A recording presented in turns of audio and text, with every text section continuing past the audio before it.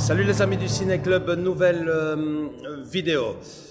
Petit après-midi ciné que je vous propose aujourd'hui sur cette vidéo. Là, j'ai 15 jours de congé, je suis en congé de carnaval. C'est les petits privilèges qu'on a quand on travaille dans une école et qu'on fait beaucoup d'heures sup.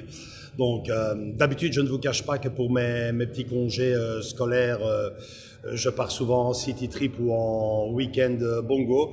Mais pour cette fois-ci, pour ces congés de carnaval-ci, j'ai décidé de me faire plaisir, de me faire quelques petites après-midi au cinéma. C'est assez rare pour le souligner, mais en effet, il y a quand même quelques films qui m'intéressent en affiche pour le moment, 2, 3.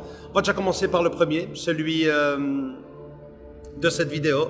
Il s'agit du Titanic de James Cameron, la version 25e anniversaire. Alors ceux qui me connaissent bien sûr savent que j'affectionne particulièrement ce film. J'étais déjà là à la première, le lendemain de la première en 1997. C'est tout à fait normal, donc je me retrouve 25 ans plus tard dans une nouvelle salle de cinéma pour voir ce film. J'ai décidé de me faire particulièrement plaisir pour ce film puisque j'ai sorti des tickets en place quelque part VIP. Vous me direz, c'est la moindre des choses quand on affectionne à ce point ce film. Donc, voyez un peu le genre, hein, ce sont les petits fauteuils style salon, tablette, accoudoir, repose, gobelet. En plein milieu de la salle, donc vraiment question de regarder le film dans les meilleures conditions possibles et inimaginables, puisqu'en plus de ça, je vais le voir en version 3D HFR. Donc voilà, je vais m'installer, je regarde le film, je vous envoie la bande-annonce, je vais demander à Andrés d'essayer de trouver la bande-annonce qui correspond à la version 25e anniversaire. L'autre, vous la connaissez déjà par cœur, sans doute. Et puis on se retrouvera juste derrière celle-ci, moi, après plus de 3 heures de film, pour vous faire un petit débrief et vous raconter un peu mon ressenti, mes sentiments par rapport à ce Titanic version 25e anniversaire. À tout de suite. Écoutez-moi, je vous tiens! Je ne vous lâcherai pas!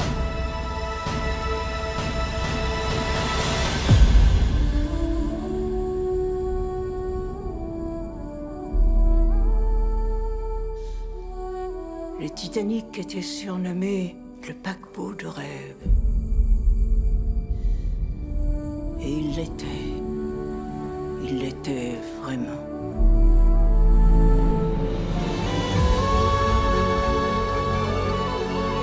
Donnez-moi votre main.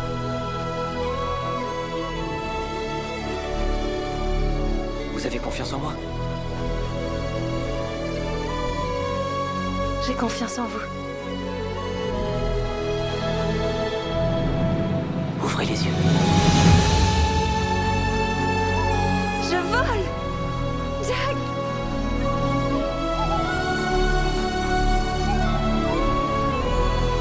On ne sait pas quelle donne on aura le coup suivant.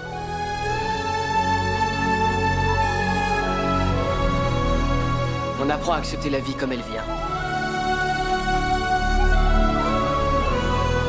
Pour que chaque jour compte.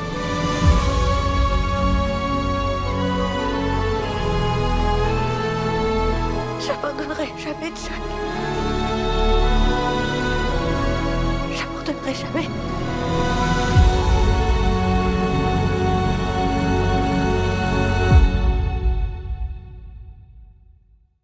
Voilà, fin du film. Donc, je propose un petit débrief. Il va pas être bien long. Hein. Je propose de le décortiquer en 2 parties. Le côté technique du film et puis le côté émotionnel, nostalgique qu'il a pu ou pas me procurer pendant plus de 3 heures que dure le Titanic. Pour le côté technique, ben forcément il n'y a pas photo, hein, vous l'aurez compris, avec ce qui se fait pour le moment. Si on doit le comparer avec le dernier Avatar qu'on a vu ici au Ciné-Club, du même James Cameron, ben forcément il n'y a pas photo. Je propose plutôt qu'on le compare avec l'édition donc du Titanic du 15e anniversaire, si mes souvenirs sont bons, oui, il y a 10 ans, l'époque où la 3D était très à la mode et tous les foyers commençaient à s'en équiper. En comparant les deux, là oui, effectivement, je pense qu'il y a, j'ai même pas envie de vous dire un léger mieux, j'ai même envie de vous dire un mieux tout court pour cette édition du 25e anniversaire. L'immersion est un peu plus importante qu'à l'époque. Les jaillissements aussi, surtout le début du film m'a vraiment bien plu. Mais c'est surtout la qualité de l'image, la netteté, nickel, franchement impressionnant. C'est comme si le film venait de sortir pour la première fois au cinéma. Pour le film en lui-même, comme je vous le dis, début du débrief, on ne va pas le réinventer. Maintenant, le film, l'histoire du Titanic, vous le connaissez tous. J'ai profité du film. J'ai envie de vous dire que j'ai profité du film. Je me suis pas posé la question de savoir s'il y avait de la place pour Jack sur cette fameuse planche. Non, j'ai vraiment profité de tous les plans, de toutes les images, de toutes les phrases de cette bande originale, de cette musique. Non, je parle pas du générique de fin de Céline Dion, je parle de l'œuvre de James Horner, mon compositeur favori. Vous ne le saviez peut-être pas, hein? Voilà, maintenant vous le savez, c'est mon compositeur favori. J'ai vraiment adoré. On a tous notre histoire, j'ai envie de dire, avec le Titanic.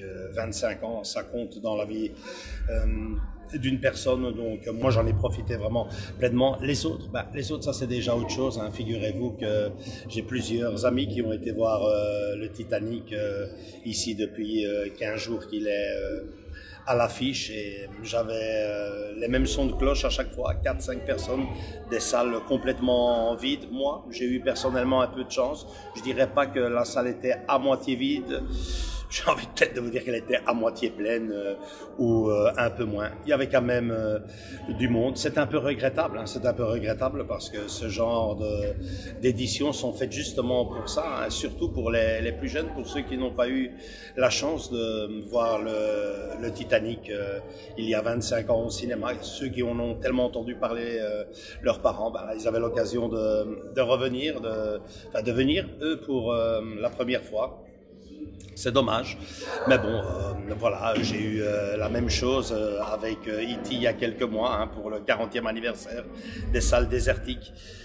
En tout cas, il est bien loin le raz-de-marée qu'avait provoqué ce film. Je propose d'ailleurs de laisser une petite suggestion concernant ce qu'avait provoqué ce film-là chez le monde en général et moi en particulier.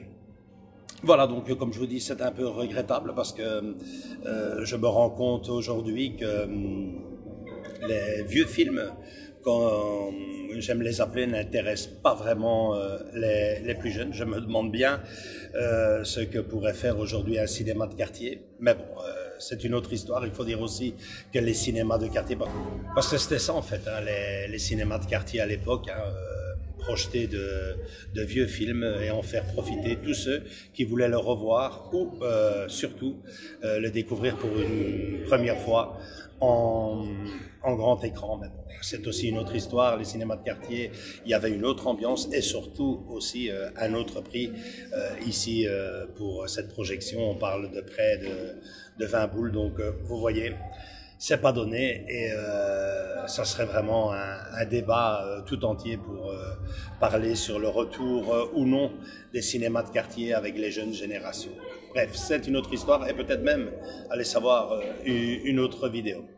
Voilà, c'est tout pour cette vidéo. Si elle vous a plu, lâchez un gros like. Si vous en avez assez d'entendre parler du Titanic, lâchez-nous un autre like parce que figurez-vous, c'est pas fini.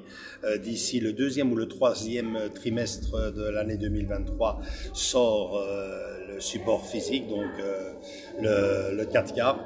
Alors, je ne sais pas s'il sortira avec cette fameuse 3D que je viens de voir, mais de grâce qu'il sorte avec l'affiche du film, celle du 25e anniversaire, celle que vous avez vue ici sur le côté de l'image pendant toute cette vidéo, parce que pour moi, franchement, c'est un vrai point fort de cette édition spéciale 25e anniversaire. Voilà, je vous fais de gros bisous à tous et à toutes. Venez nous rejoindre, abonnez-vous, on vous attend tous et toutes, les bras grands ouverts. À très bientôt, gros bisous, ciao.